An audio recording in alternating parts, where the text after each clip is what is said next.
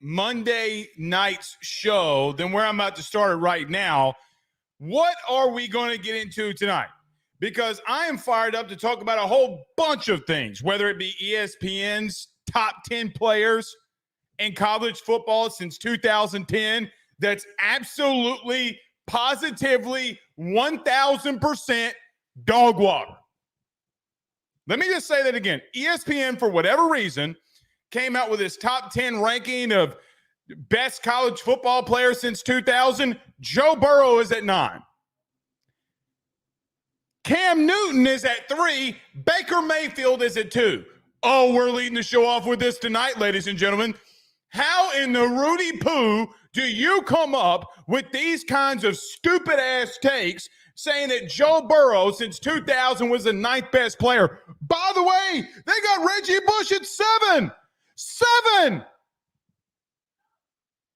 Have we lost our godforsaken minds?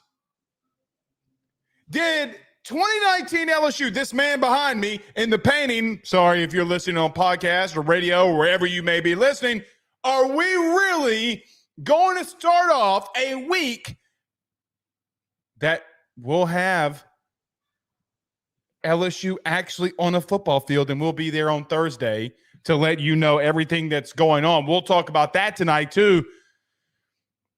It's finally here, man. I am more fired up about this football season than I have been in quite some time, man. You know, look, it's a long time from January to August. At least it feels that way, but LSU gets stuff like LSU baseball to bring us joy, or this season, bring us joy and chaos all at the same time.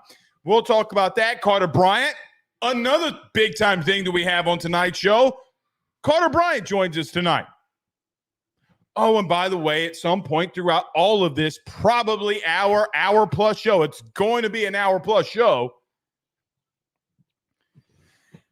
In all of this, we still got to talk about recruiting. So, welcome in. Everybody do us a favor by hitting the like and share. We greatly appreciate all of you for doing that. Our good man Tyler Townsend says, let's go from the 318. 3-1 great. I'm going to say this every time. Say it every time. It's like I grew up in the 318. The people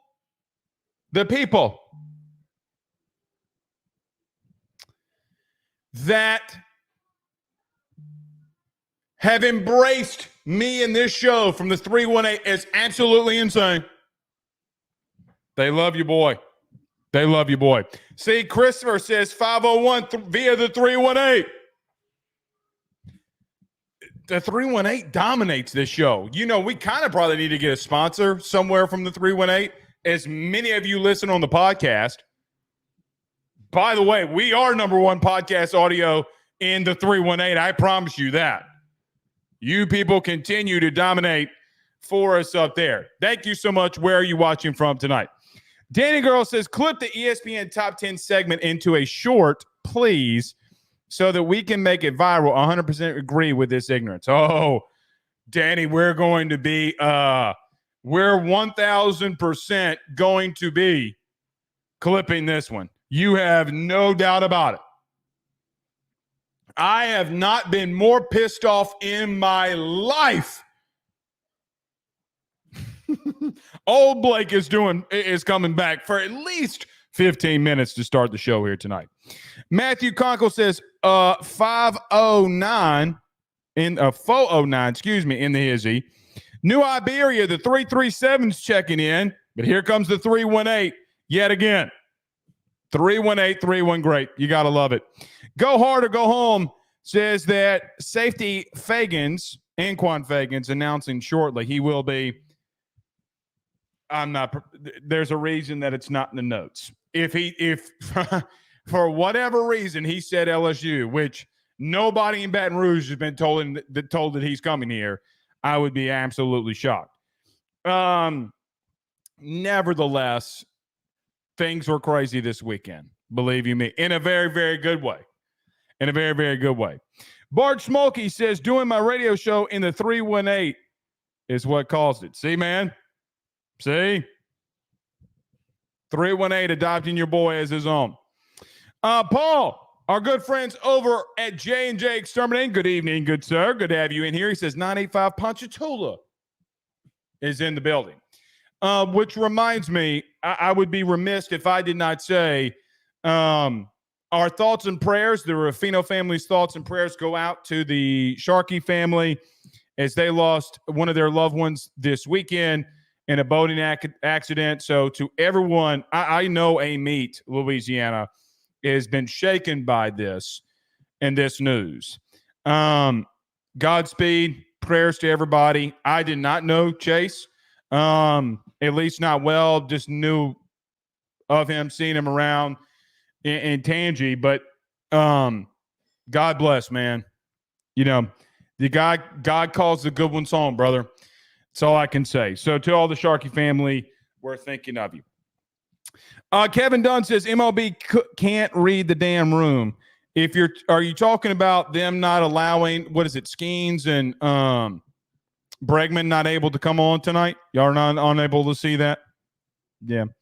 Matthew Conkle says Blake on one screen, Skeens on the other. So no, looks like Skeens is on the tube. I'm gonna have to go back and watch the highlights. I hate when Skeens throws when we're live, but it seems like every time that we do that, or we're live, that the times that he's throwing, I have to go back and watch clips. But Paul's gonna be doing just fine with or without Blake Ruffino. I'll tell you that right now. All right, we got lots to get into, lots to discuss. So let's waste no time in doing it. Carter Bryant joining us in about 37 minutes. Looking forward to having him in here with us. Everybody do us a favor. If you're on Facebook, hit the like and share to all those groups, share to all of your social media pages. If you're watching us, listening to us on YouTube, thank you so much. Closing in on 8K. 3 months ago, we were at just closing in on 7K. So it's starting to pick up very rapidly when it comes to the YouTube channel. If you haven't done so already, do us a favor. Like, subscribe, notification bell, wherever you listen to podcasts. Do us a favor by rate, reviewing, and subscribing. Got to tell you, man, our people on the audio side, man, y'all continue to dominate. If you haven't done so already, please go over there and rate, review, and subscribe for us as well. Let's get to a very quick break. Excuse me. Need some water during the break. Let's talk about our good friends over at betonline.ag, our good friend Tyler Alexander over at LPT Realty, good friends over at J&J Exterminating. Got lots to discuss. We'll do that next. Stay with us. BetOnline is the fastest and easiest way for you to wager on all of your favorite sports, contests, events with the first-to-market odds and lines. Find reviews for all the news for each league, including Major League Baseball, NFL, NBA, NHL, combat sports, college sports, esports, and even golf. BetOnline continues to be the top online resource for all of your sports information for live in-game betting, props, and futures. Head on over to BetOnline today and use your mobile device to join and make your first sports bet. Use our promo code BELIEVE50, that's BELIEVE50, BLEAV 50, to receive your 50% off welcome bonus on your first deposit. That's betonline.ag, betonline.ag. He will sell your house and find you a new. Well, Tyler's the man, he's here for you. If you want to buy or sell, well, it's not too late. Dial 955-0008. Just call 955-0008. Y'all call Tyler, he'll shoot you straight. Louisiana is unique. The food, the festivals, even the bugs. No, not mud bugs. Unwanted bugs like these. The ones you don't want crawling in your home or business. Trust the Shield from J&J Exterminating. We've been protecting Louisiana homes for over 50 years, earning the trust of our clients because we deliver what we promise. Protect your home from pests. Get the Shield from J&J Exterminating. J&J Exterminating. Yeah. We're back. All right. So I went and looked at Paul Skeens and the box score for right now. Dude, some people are saying right now, like live, that they're starting to talk about the Cy Young. Let me tell you something. If Paul Skeens wins the Cy Young award this year, I'm going to lose my ever-living mind. I'm literally going to lose my ever-living mind. We'll see. I'm not able to really watch the game too much, but we'll go back and watch the highlights. Good to be here with you, though, because we got a lot to talk about here tonight as well. Anquan Fagans, very quickly before we get rolling, Anquan Fagans out of Alabaster, Alabama, the safety, 4-star safety, has committed to Auburn. Auburn State's hot on the recruiting trail. It's not missed upon me. I will say this. If you're a college football fan, you need to get over to Ruffino and Joe show as me and my co-host Joe talk nationally about college football. It's not missed upon me about what Auburn's doing in recruiting. I do still think that for whatever reason, okay, there are people out there, whether it be Auburn media, Auburn fans, even some of LSU fans, which is in and of itself stupid, but people are downing Alabama right now in recruiting, and I will just say, calm down. I know people do bits. I know like what we do is all for show. Calm down. We're here to be real. We're not here to poke fun at something dumb. I am just saying, calm down. Alabama has the number 2 recruiting class in the country.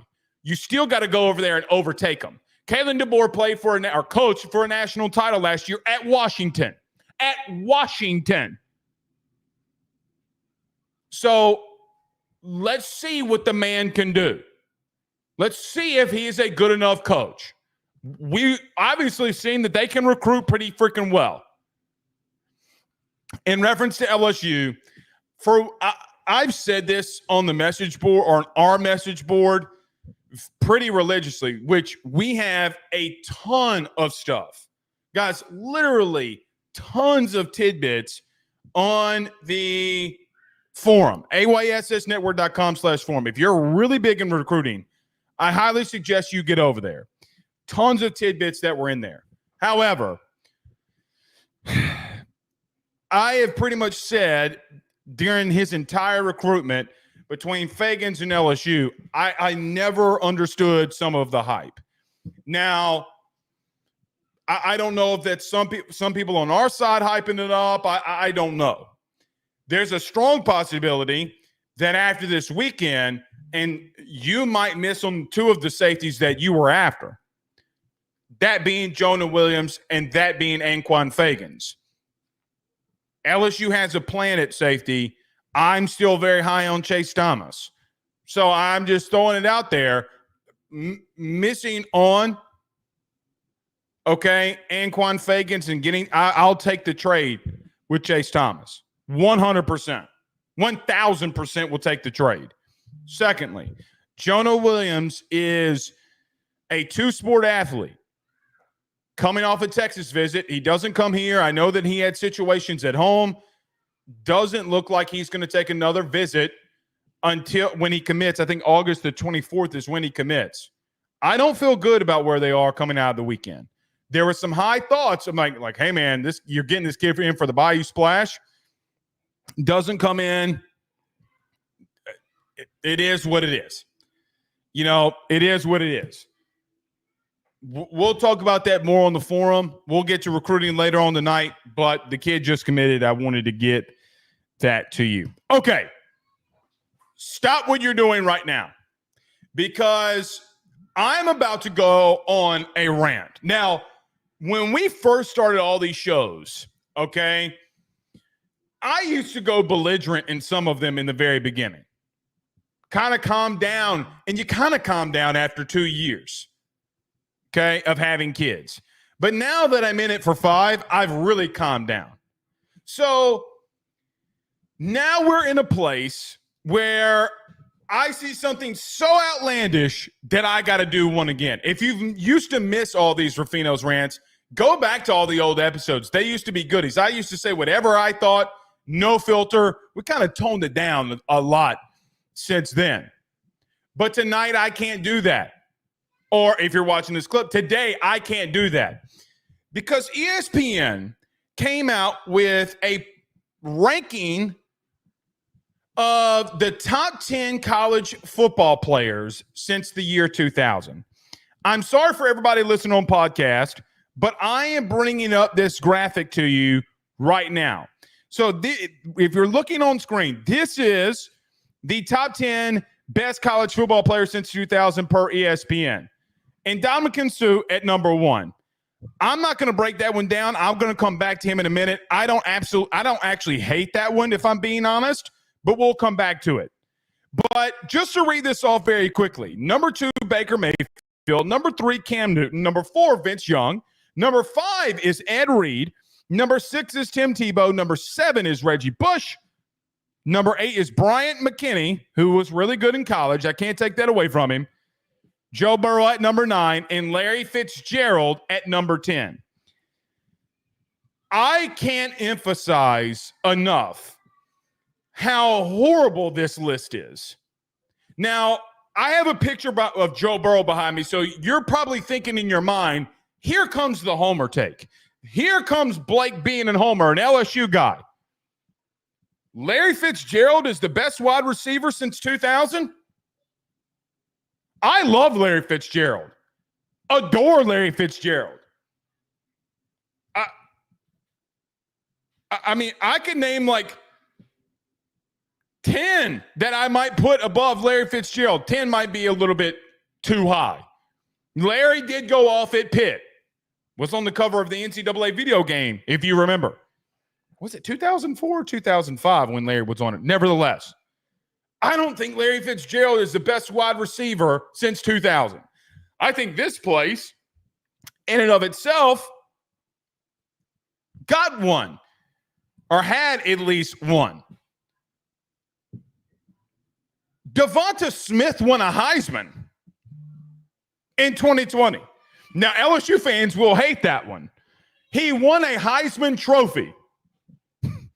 I get it was during Blake. It was during the COVID year. He was the best player in the country that year. I don't think that there was any question about that. And Mac Jones. He had Mac Jones throwing him the football. I remind you what he did to Derek Stingley in 2020. A first-round corner versus a first-round wide receiver. Devonta Smith didn't lose. I don't think Larry Fitzgerald deserves to be at number 10. Joe Burrow at number 9. Yeah, you got me. Here comes the homer. Blake is nothing but a homer. You have a lot of really good quarterbacks above Joe Burrow on this list. You have Vince Young at number 4. Baker Mayfield at number 2. Cam Newton at number 3. Tim Tebow at number 6. I really think that we forget just how good Joe Burrow was in 2019. Now, this is for a college career in ESPN's rankings that they came up with the best college players since 2000. They do their top 10 or whatever it is. Do we misremember what Burrow did in 19? Guys, he put up 35 points by himself in a semifinal playoff game. We consider the 2019 LSU football team probably the best team ever, and he was the quarterback. He was the Heisman Trophy winner. He was the best player that year and arguably one of the best college football players ever. Ever. Please stop with putting guys like Baker Mayfield at number 2. You know, you could say, well, Blake's being a massive homer talking about Burrow. What about Tim Tebow? What about Cam Newton?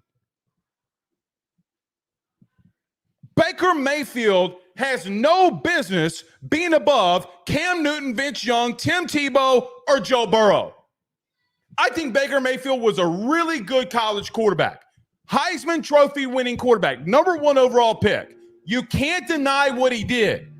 Do you forget what Cam Newton did? Do you forget who Tim Tebow was? And for God Almighty's sake, do you forget who Joe Burrow was? This is what I say when last week we talked about this. Perception around this sport is never reality. Sometimes. Never reality. When you think that Baker Mayfield, for whatever reason, whether it be eyeball test, whether it be some kind of ranking system, I don't even know, power ranking, Baker Mayfield at number 2? What in the Rudy Poo are we talking about? Baker Mayfield shouldn't be there above Reggie Bush. Baker Mayfield probably shouldn't even be on that list. What are we talking about?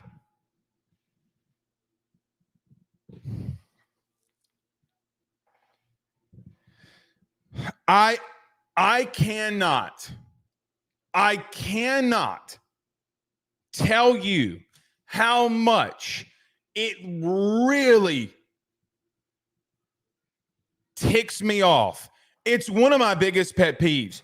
There's nobody in their godforsaken minds can look at that list of 1 through 10 and say, yep, that maybe the order's different, but yep, right on. Right on.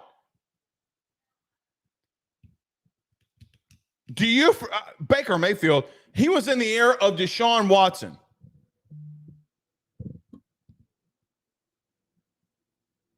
Deshaun Watson.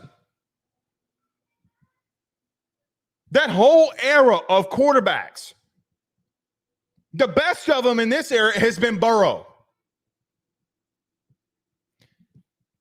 I'm just going to end it with this because we got some LSU stuff that we need to discuss here. Reggie Bush is too low. I don't think Reggie Bush should be below 5 because Tim Tebow arguably has got to be at number 2. Put whoever you want at number 1. I know who my number 1 is. There's nobody that was more impactful for college football more than Tim Tebow. Nobody. He was polarizing for 4 years. Polarizing for 4 years. 2 national titles. Remember people were doing verses underneath on the eye black? Like, do we remember all of that?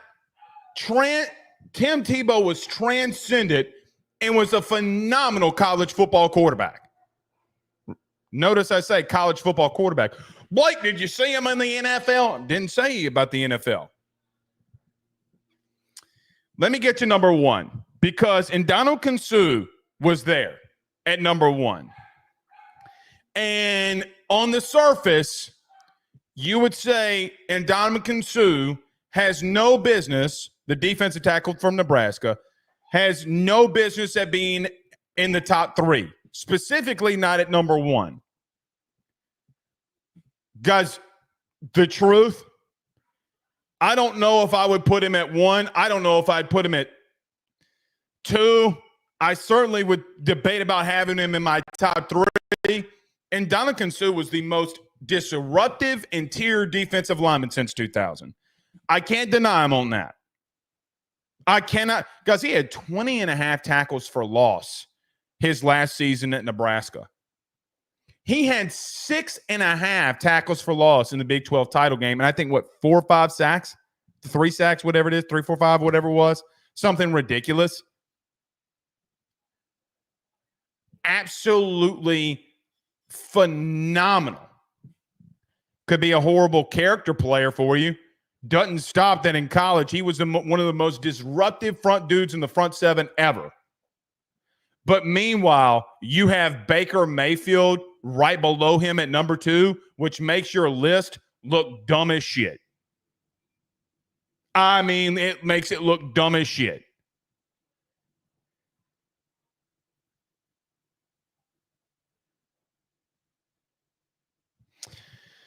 So, yeah.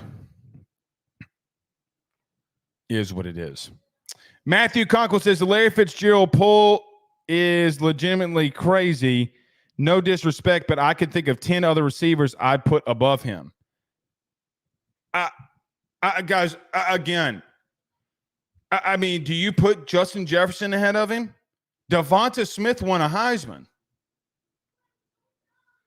Like, I mean, Amari, what was Amari's year? Maybe Amari wouldn't be in that. But I can think of a lot of them. A lot of them. Guys, I don't know. This might not be. Yeah, it would be since 2000. Guys, Mike Evans is on that list. And that's at A&M. I would have a debate about Mike Evans. I love Larry Fitzgerald. Love him. But Jesus Christ.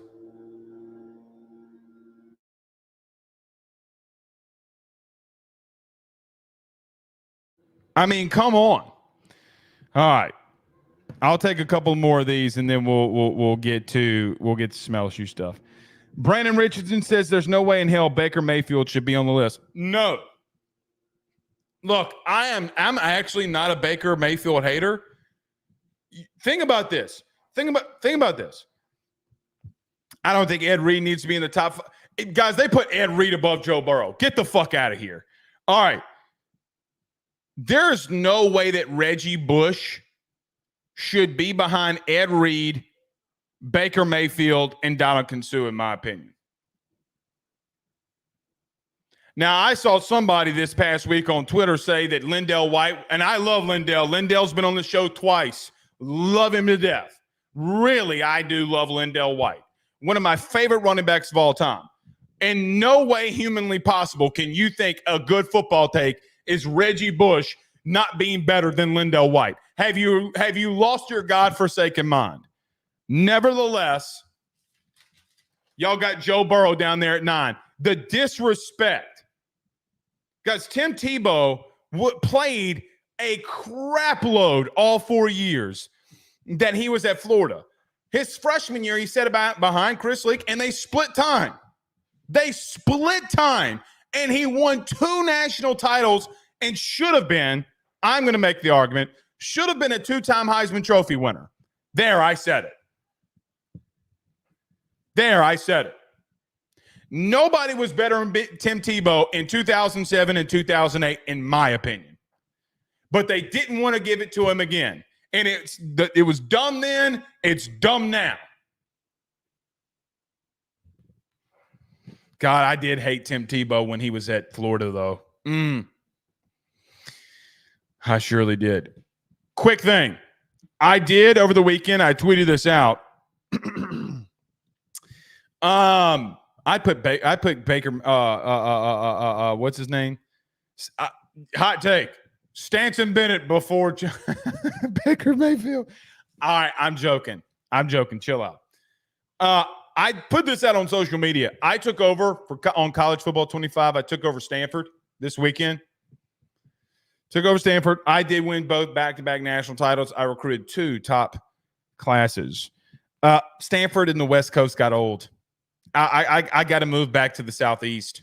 So be on social media to find out what dynasty we're on next. I can't do it. Stanford. No way. Can't do it. All right. Let's get to it. So LSU will report to football camp on Wednesday. The players will report. We'll be out there for the full practice on Thursday. Guys, we have finally made it. So what are some of the talking points very quickly that we need to get to, and we'll get to with Carter, and I wanted to lead into this before we get to Carter. So 3 quick, very, very quick points here. Very, very quick points. Now that we've gone this entire offseason, guys, literally since January, we've talked about this team, golly, so much. And the ebbs and flows about the personnel of this roster. Now we're here. And on Thursday, we will be out there watching the first practice of them getting ready for the season. You know all the major headlines. You know all of them. What is it going to look like in the interior of the defensive line? What are you going to look like in the boundary? Better yet, let's just talk about the entire defense. Why don't we? You got to prove on all 3 levels that you can be better.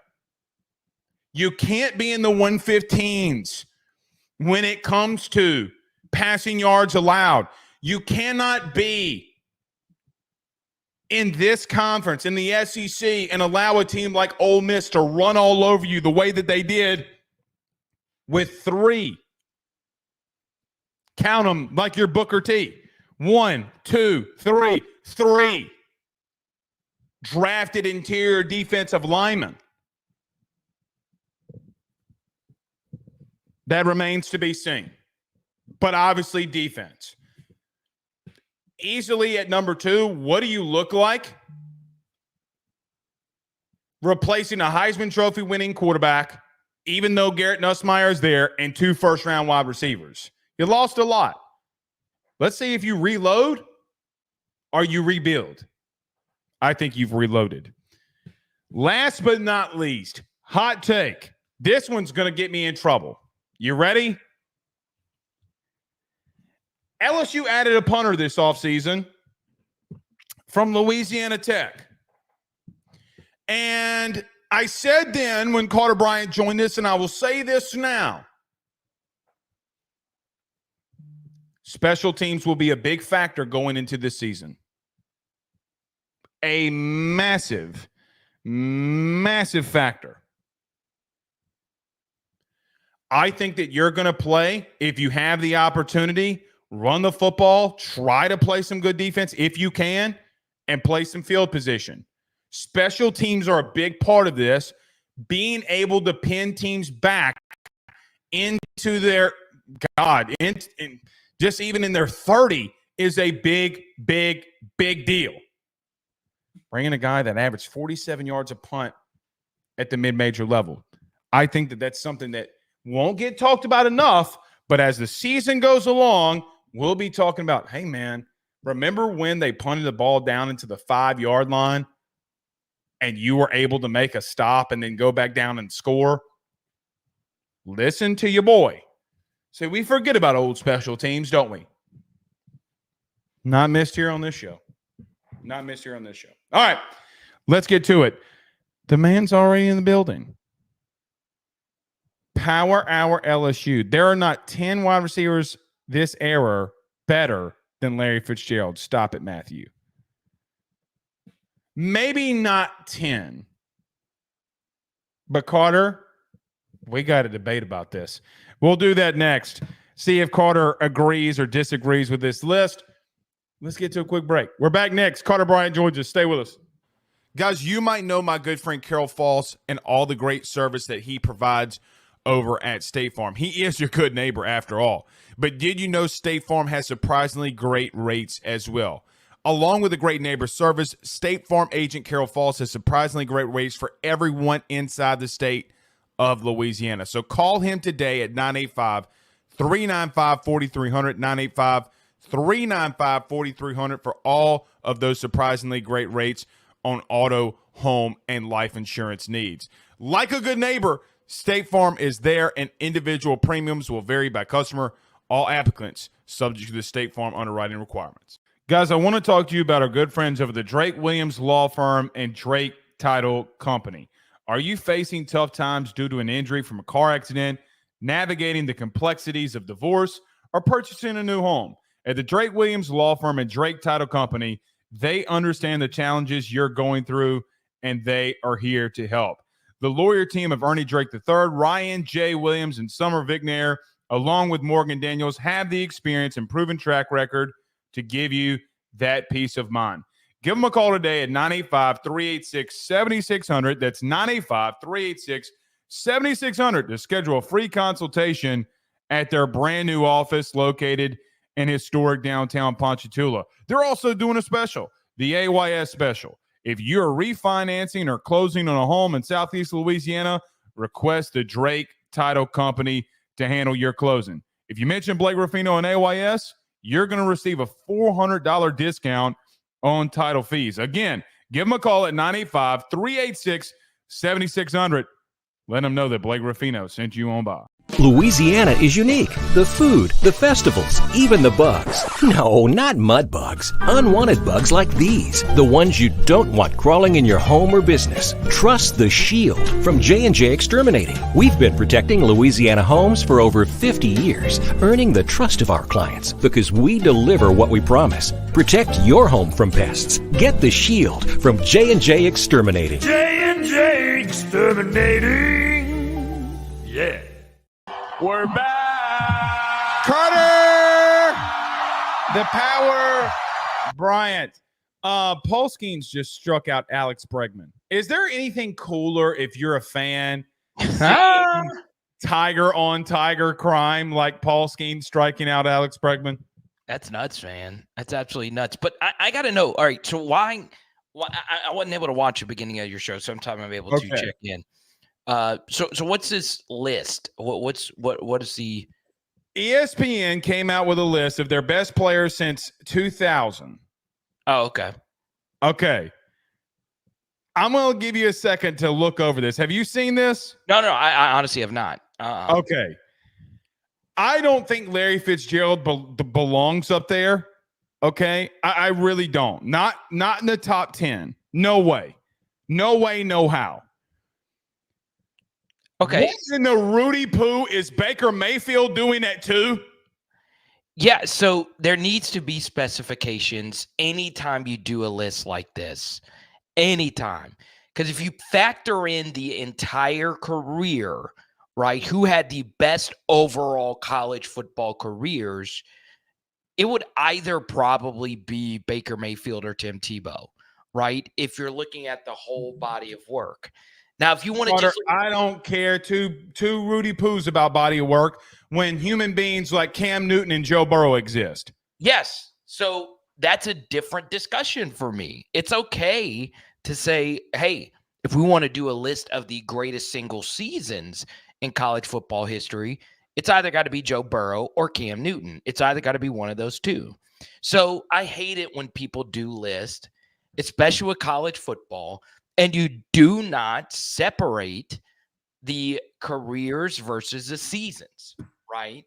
But honestly, I really don't have a problem with Ndamukong Suh being.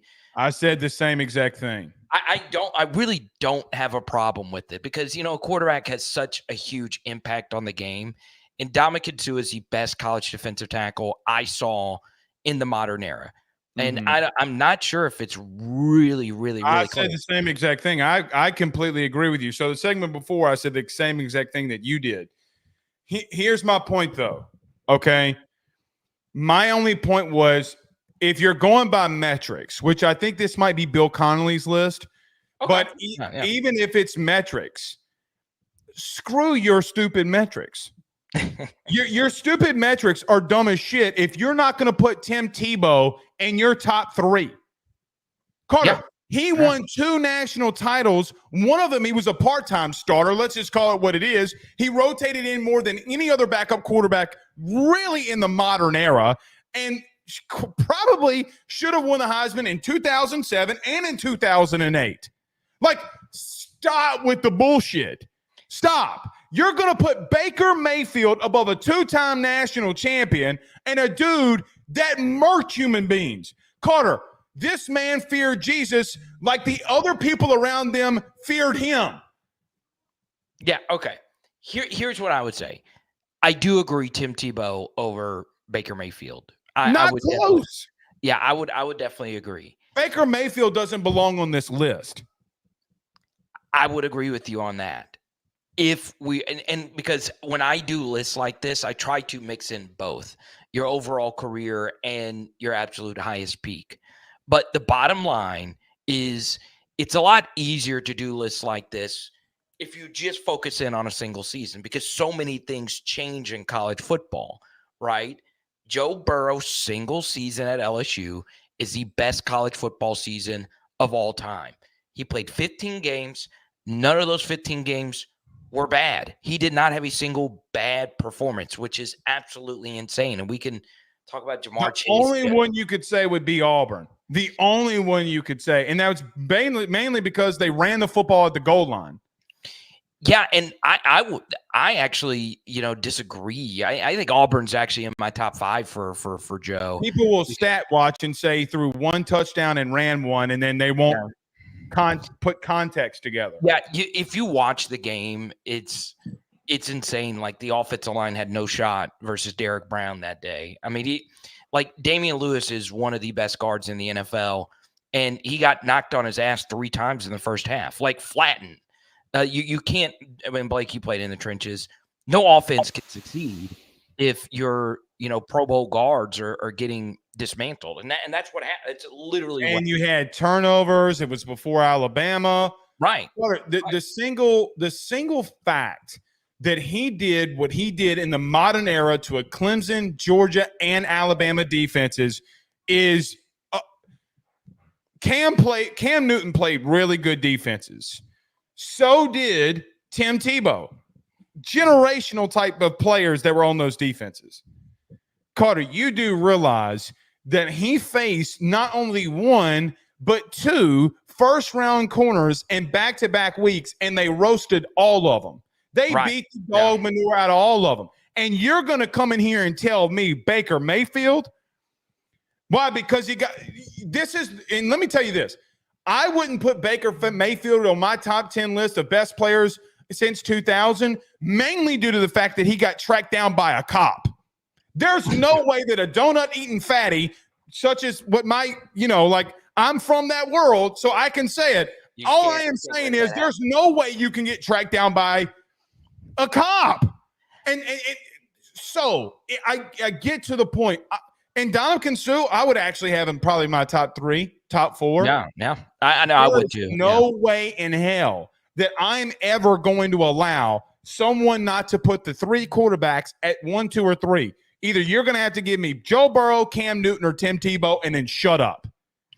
Yeah, and one more thing that was very interesting about this debate is I'm not sure if Baker Mayfield is the best Heisman Trophy winning quarterback under Lincoln Riley. I'm not sure if he's the 3rd best, right? I think one season that is underrated is Kyler Murray's Heisman Trophy season. Analytically was ridiculous. There's only 2 offenses, Blake, in the modern era that average 8 yards per play versus Power 5 offenses. It was 2019 LSU and 2020. And Kyler Murray, but whichever year that was, 2018, Kyler Murray. Yeah, he was truly, truly, truly spectacular. So, yeah, I wouldn't have Baker Mayfield that high. Obviously, if it's a defensive list, the number 1 player for me is either Suh or Tyrann Mathieu, either one. It's Suh for me. It's Suh for me in reference to you cannot take God, I say Suh, but then Tyrann. Here's my thing. That's about out. Ed Reed has no business being over there before Tyrann Mathieu does. Yeah, if we're factoring college, yes. NFL, it's not I mean, again, you said college player since 2000. Tyrann Mathieu had 2 better years than Ed Reed's career. I mean, come on. You came in here hot, so let me ask you the final question because we got some LSU stuff we got to get into here. Larry Fitzgerald that's abysmal too. Larry Fitzgerald in your top 10 when you had dudes like Jamar Chase, Justin Jefferson, et cetera, et cetera. Carter, Devonta Smith won a Heisman. Oh, yeah, but I can also see Bill Connolly saying, I'm not including 2020, which would I didn't read the piece, so I'm just giving you the devil's advocate take. Then it gets down to Larry Fitzgerald or Jamar Chase, or I'm trying to think of other like Biletnikoff seasons that were just truly spectacular. Do you really legitimately think that Larry Fitzgerald was more impactful than Malik Neighbors?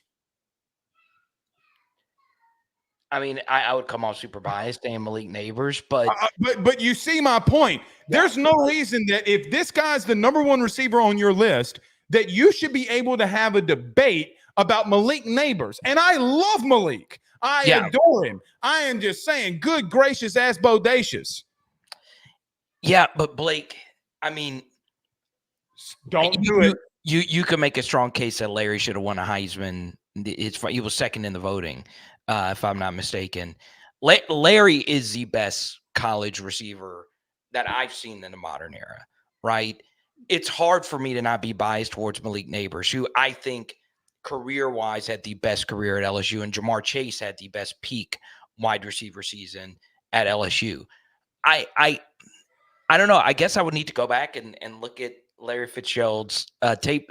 And it's ironic you brought that up because I thought the commenter was responding to what I tweeted about Larry Fitzgerald today. I had a long thing on Larry Fitzgerald and his college career today, and how the Pitt Panthers, if you put together the best NFL players of all time, the Pitt Panthers might beat everyone with their all-time team. If you put together their all-time They players, got some dudes. I mean, Dan Marino, Larry Fitzgerald, Aaron Donald, Darrell Shane Revis, McCoy, Darrell Revis too. Darrell Revis. And Mark May. People remember. Dude, I might go start a dynasty, college football 25 dynasty with the Pitt Panthers. Got it.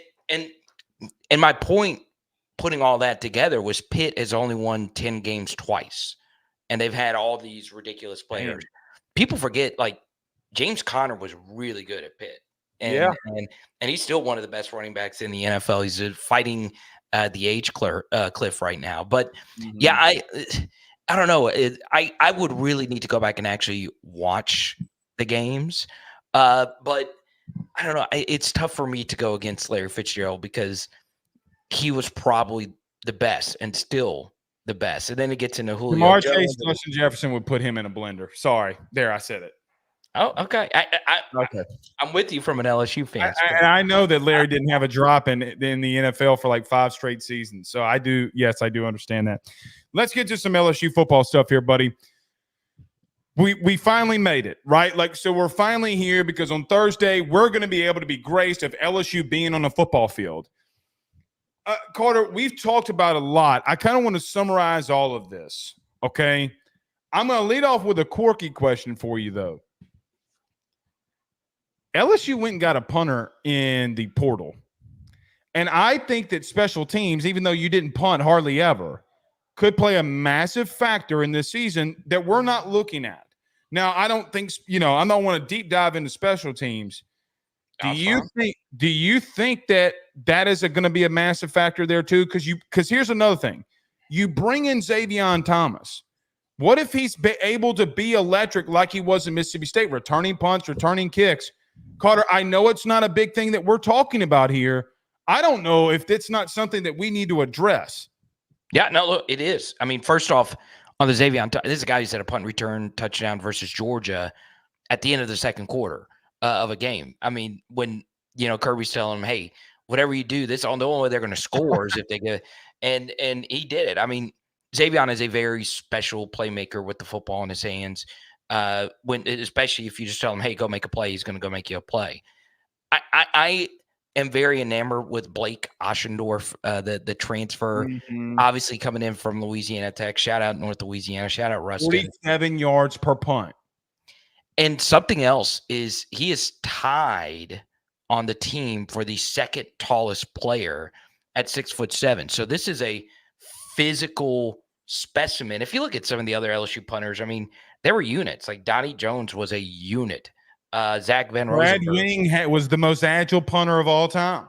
Yeah. I mean, you don't normally think of punters being ridiculously athletic, but Oschendorf definitely is. I mean, this guy's a unit.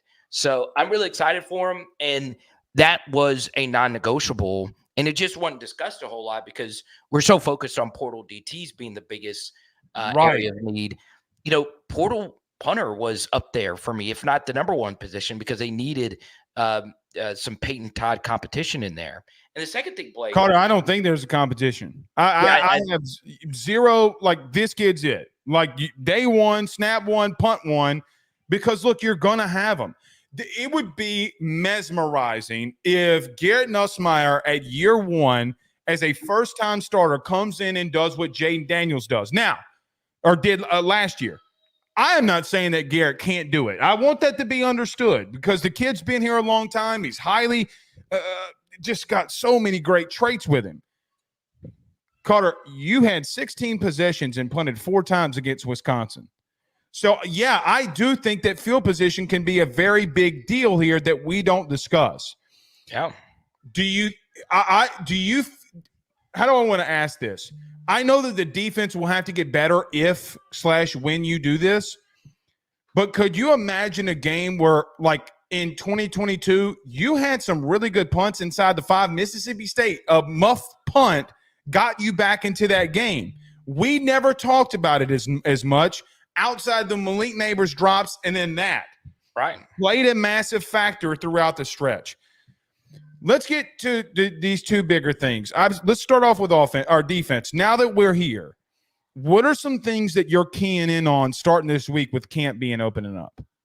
Yeah, so one final thing on the special team, and it'll be brief. The LSU offense, if we know they're not going to be as good as they were last year, which they're not, we may never see an offense as good as either 2019 LSU or last year. Right, okay. Yeah, or 23 LSU. So if that is the case, in theory, you're going to punt the football more. If the LSU defense is going to be better next year, which we think they will be, guess what happens? You're going to have more punt returns. So it's going to be a little bit jarring for a lot of LSU fans because you don't think about the punt game as much because it wasn't really a factor at all for LSU because the defense sucked so bad and Jaden was so damn good that it was a touchdown kind of game. That's not really how most football games work. The punting game is a bigger deal, and that's why you need the punting game to be bigger. But as far as your defense is concerned, like, the first thing, obviously, is what is the defensive line rotation going to be like? That is just, to me, the biggest question going into this year. And I think there are two dichotomies that are happening at the same time. You have a defensive end room that has a lot of guys that you feel somewhat comfortable about, with Kevin Peoples as a coach of the defensive ends. You have a defensive tackles room that not a whole lot of people feel all too comfortable about. But you have a defensive tackles coach in Bo Davis. Both Peoples and Davis are just huge upgrades over what you had last year. How do they sort all of that out? And what does Blake Baker want to do with this front as well? So I think the organization of that defensive front is to me, the biggest story of the next couple of weeks, because that's going to play a big role in how those off-ball linebackers play. Secondary is a concern. We talked about this last week. I'm not going to spend much time on it because of how much we talked about it last week with Toviano and all that stuff. However, Carter, I hate to do this. I got Thursday, doors open up. I said all offseason that when the doors open up in fall camp, I'm running at D-line. Let me see what I got here. I'm not doing that. I got to go to DB.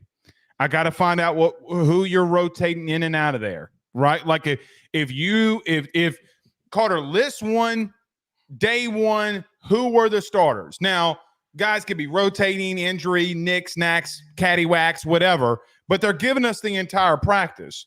I need to see who's on both boundaries. And I think that that's going to tell so much about what their thought is. Look, we're playing the best dude, or we're going to go with some seniority here because these guys have played and we don't know what we have with these young guys. I think out of the gate, they're going to tell you exactly what they believe. And for me, that is the biggest thing because, look, I know what you're doing at defensive tackle. Carter, I mean, they keep telling you, look, man, sorry, we're rotating. Baker talked about it last week. Brian Kelly talked about it at SEC Media Days. Who are you putting out there? And if you, Carter, I think it's the biggest question mark going into camp, even though I thought it was going to be D-line. Yeah, and Blake, this unit has a chance, and look, this will get clipped or whatever. This unit could go south really quickly if guys just don't step up. And it's important to be direct when it comes to content creation. We're talking about Tyrann Mathieu a minute ago. Once again, no one's asking for Tyrann Matthews. We're looking for John Battles. We're looking for guys that'll just go out there and just get the job done. Carter, I'm looking for 2022. That's it. None of those guys got drafted outside of Jay Ward. I think you got one draftable guy and a defensive. You got experience. You got some talent. Scheme it up. Tape it up. Yeah. And Blake, a lot of this is, especially if you are truly going into this year with Sage Ryan as one of your starting safeties. I mean, he will be the straw that stirs the drink, man. I feel somewhat comfortable with Jordan Gilbert, but man, they really need Sage Ryan to be good. If not, I'm with you, Blake. I'm open for the young guys to step in. I'm open for Deshaun Springs, formerly McBride, stepping in. I'm open to hearing something on Kylan Jackson. I'm open to Jawan Johnson, who got a single-digit number right out the gate. So I'm What's very his interested. number? He's number 5. They hooked him up. Blake, you know how I feel about this. Why are we giving Jane Daniels his number away? Or and just right out the gate, man. You retire Heisman Trophy winners' numbers. You didn't give 72 away. Or, yeah, you haven't given 72. Oh, no. No, they've had 72s, yeah. They should retire Dorsey's. Well, I'll tell you this. I know. Burrow, no one is anyone wearing 9? No one. I don't think anyone. Okay, well, we're going to disrespect number 5? Carter, it's blatant disrespect. He's the second best quarterback to ever play here. Yes, I will say this, though. That single-digit prime, it's prime real estate. And there is – okay. The Yankees have all their single digits taken. As far as the jersey number thing, I know of people that were involved in 07 LSU. I won't get too much of the details. They are not happy that number 72 is still worn at LSU. There's quite a few people that. Well, Carter, we're talking about a Heisman. You won't see anybody wearing 20. No. Skins. I mean, come on. But it's number 5, Blake. I don't give two flying fucks what it is. Digit, baby. I mean, bro. Carter, we went a decade plus with Les Miles. What was the one complaint that everybody had? Bad QB play. You had 2 dudes walk in here and put their nuts on the table and win Heisman trophies and literally kick the dog shit out of everybody they played defensively. And you gonna sit here and try to tell me, come on, bro. Dude, it's recruiting. I will say, if there is one thing I would agree with more than anything else with Deion Primetime Sanders is you don't give a single digit out unless you've proven something. That's it. That's my only thing. I'm okay if they. By the way, did you know that Shadur Sanders had the most rushing attempts for them last year at 111 attempts and negative 77 yards? Yeah, because they count sacks against. Side note, but continue. But still, Jawan Johnson getting number 5 right out of the gate. So it's got to be something. I mean, look, I brought this up randomly. I'm trying to do more TikToks to reach out to the younger generation. Here's what I would do if to make all the Georgia players stop doing what they're doing. If you get in trouble, you lose your single-digit number privileges. A lot of their best players recently that have gotten in trouble, they wear a single-digit number. And did you know, Blake, in college, defensively, all numbers are eligible at all positions. So if you're an off-ball you can't be a single-digit and be an offensive lineman. Yeah, but on defense, you can wear any number. So if you're a linebacker, why are we keeping offensive linemen out of here? I think Will Campbell should be able to wear number 7. I am a firm believer. No, they make it because he would have to report as eligible. Yes, but that's what I'm saying. Change the rules. If I want my offensive lineman in single digits, if they deserve, you should not discriminate. I'm speaking on behalf of your species. You should be happy. All I'm going to say, giving number 5 away really pisses me off. Just saying that out there. All right. We talked about some special teams and defense. Carter, I think that this entire offseason we've gone through when we talk about LSU football and say, yeah, Jane Daniels is gone, but Garrett Nussmeier's coming in and brother can play. We've said that, well, you're replacing 2 first-round wide receivers, but man, Kyron Lacy came in here, and this spring kind of went off. Yeah. CJ Daniels had a really good year in a running offense at Liberty, I might add. you might be stacked by bringing in guys like Xavier Thomas, and is Chris Hilton going to take that next step? Oh, by the way, the freak of nature, Caleb Jackson's at running back. Carter, I don't know it. I know the premise, and I have been saying it and agree with it, that you are reloading on offense for the final time before we see him again. I mean, you got a lot to replace. Do we need to see some things from them offensively, in your opinion? Yeah, you do. And for one, one big key to this offense is Mason Taylor, right? EA College Football puts him as a top 100 guy. Best run blocking tight end in the SEC last year. This is a guy that has a golden opportunity of taking a massive leap forward, and his job becomes harder, next year. Because look, everybody's job becomes harder with Jaden not being able to run the football the way that he did, Blake, because that was the running game. Also, something else, and this was a case more so in 2022 and 2023, because, 2023, Jaden was just so prolific in every way. But Blake, even when Jaden had his rough games, analytically, LSU's running backs were unfreaking believable at breaking tackles. And what has been shown in the NFL, and just it makes common sense, dual threat running backs add so much for your running back tackle breaking ability, because as a defensive end, you can't crash down, because Jaden can pull it and he's gone. He's really gone. You lose that, right? You do. So everybody has to step up for this running game to work. Everybody's blocking assignments are going to have to be better. The play calling, the sequencing, and all that stuff is going to have to be better.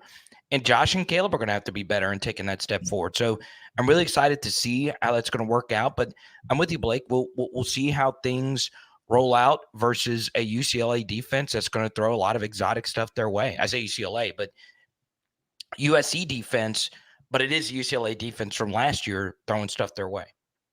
Brother, I mean, let me tell you this.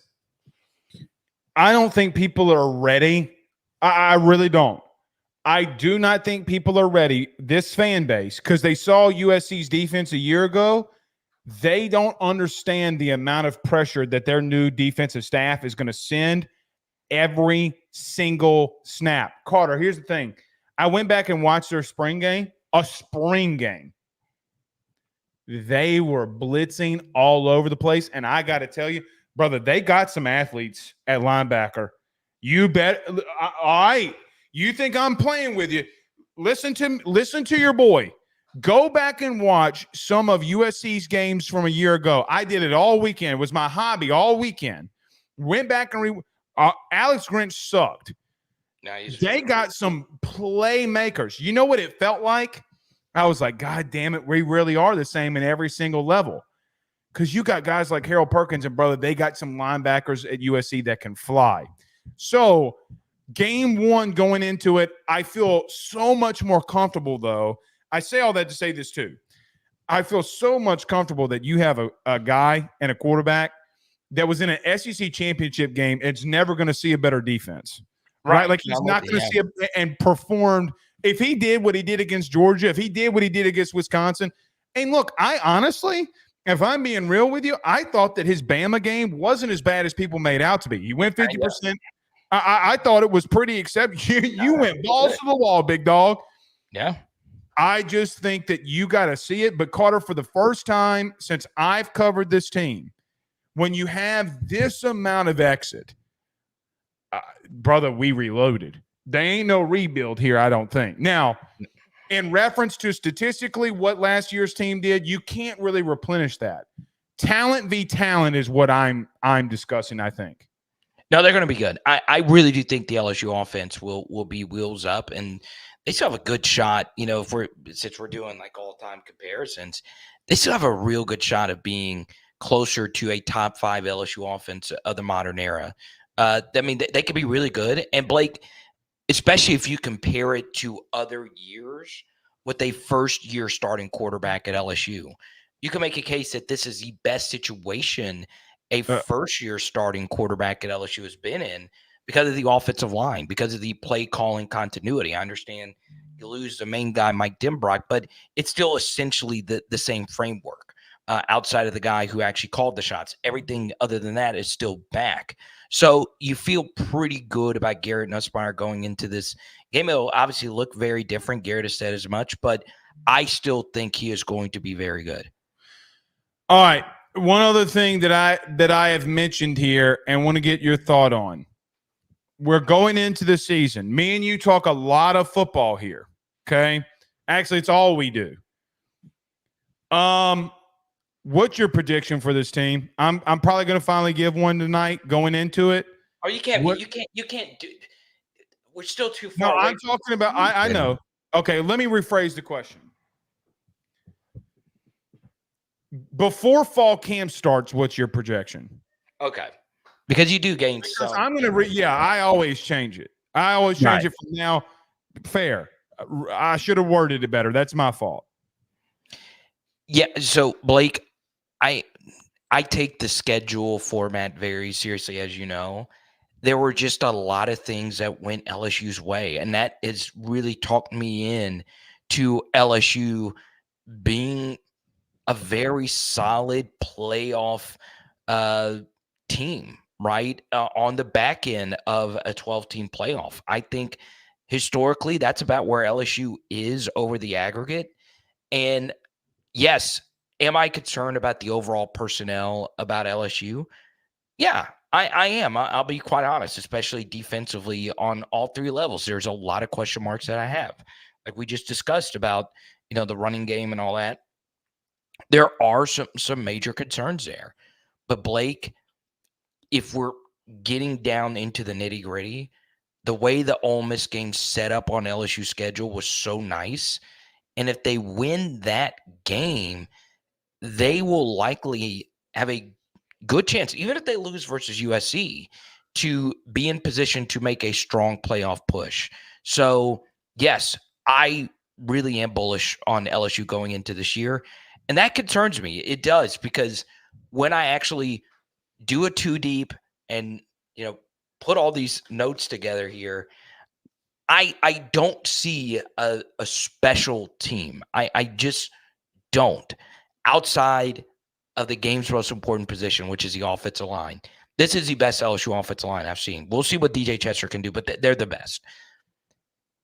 I think that alone could push LSU through some really tough spots, and they could finish this year I have them the highest likelihood opportunity of going 9-3 this year, but we'll see. And maybe 9-3 is good enough to get into a playoff, but 10-2 is very reasonable. If they go 10-2, they're probably in. Yeah, I couldn't have said it better myself, if I'm being honest. Look, all right. Look, and one final thing. I think this is very key. Everything as far as the schedule for LSU that could have gone right went right. Like, look. You got Ole Miss at home. You got Bama at home. I mean, and Blake, I'm releasing. You gotta go to Arkansas. So let me tell you this. Can I tell you a very, very, very pivotal game in their season? Yeah. A&M. A&M. Yeah. I think they'll lose that game. I really do. That's one of the higher. Bro. Dude, they're good. At some point, we look at A&M and say, well, they got Jimbo. They ain't got Jimbo no more. Brother, they probably got three dudes on that defensive line that will – I mean, it's going to be a war. Remember the first half this year? Think of the first half of this past game this past year. Oh, Blake, it was 11. It was senior day. I don't give a shit. Both O-line and D-lines were fighting their asses off. Nick Scouridon might be the best defensive player in the SEC. He has that potential.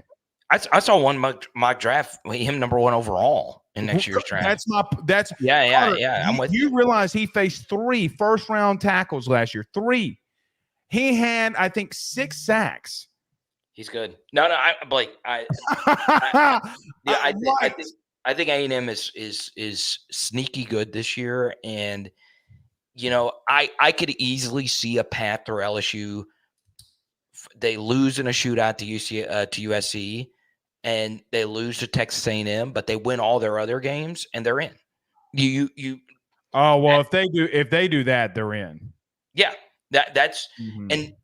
and I'm releasing I'm trying to do more TikTok short form. I might just stick with YouTube, but there's just so many things outside of that because those two games do not set up too favorably for LSU, but all the other ones, for the most part, do. Now, Arkansas is kind of sneaky because they'll be coming off a bye week, and LSU will be coming off the Ole Miss game. So it's going to be strange. But shout out to Jared. Jared with a super sticker. And then we got another one here from Serene and Keen with a $5 super chat. So could Bo Davis get Pius coached up and take the next step and be disruptive? Your thoughts? Thank you for the super chat. Yeah, I think he gives you a high floor. I don't think you're going to see anything truly special. All you're looking for there is, can he give you something? And I think he can. I think he can go out there, hold up blocks, meat and potatoes, get the job done. But yeah, I think that's about where you need to be with him. But I don't. He's not the prototypical kind of guy that Bo Davis puts out there, and then you're looking at him as like a day 2 or day 3 draft pick. But I think he's going to be pretty solid. You're going to really find some things out quick. Let me tell you, last thing, and I'm getting you out of here. Yeah. You want to see how Gio Paez and JVR Suggs fit in the SEC? You got the biggest experience that you can get, buddy, this LSU offensive line. So if they hold their own against him, Carter, I'm going to be a little honest. I'm going to start being a little bit more bullish about them than maybe I normally would have been. You get what I'm saying? If you hold your own against LSU's O-line, this starting on Thursday, I might be like, Carter, we might have to come in and be like, shit. Let's go, guys. Let's go. Let's go. However, I don't know if that's happening. Yeah. So, again, all right. Carter, the Power Bryant, every Monday. Thank you, buddy. As always, I appreciate it. How about cheers? That's Carter, the Power Bryant. Always joins us on Mondays.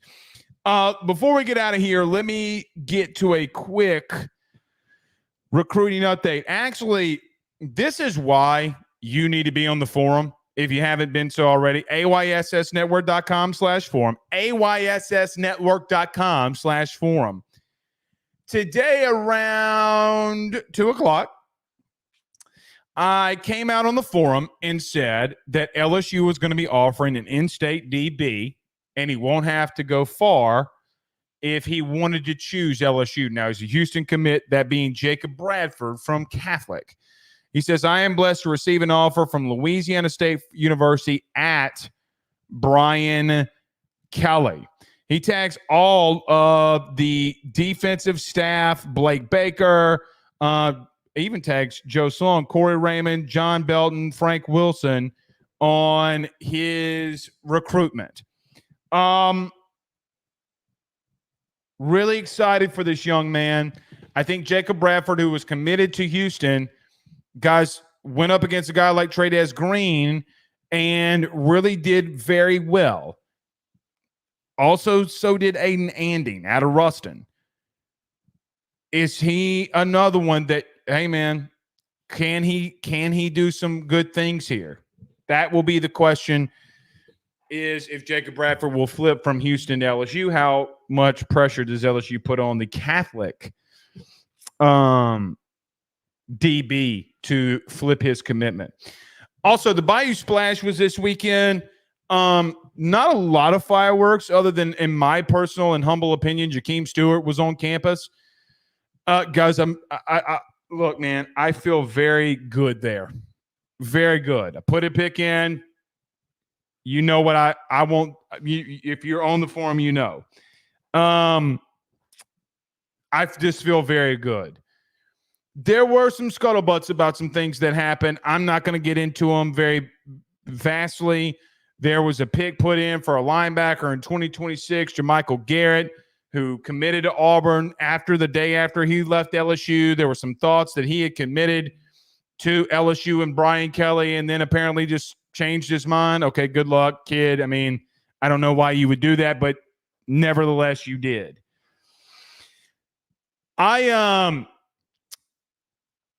Look, man, I think it was a solid Bayou splash. I think people are going to say, oh, well, it didn't have a fireworks. Well, it had the fireworks last year because people were running and gunning and having to get people in. It was a little bit unorganized, and now that it's organized, it actually wasn't that bad.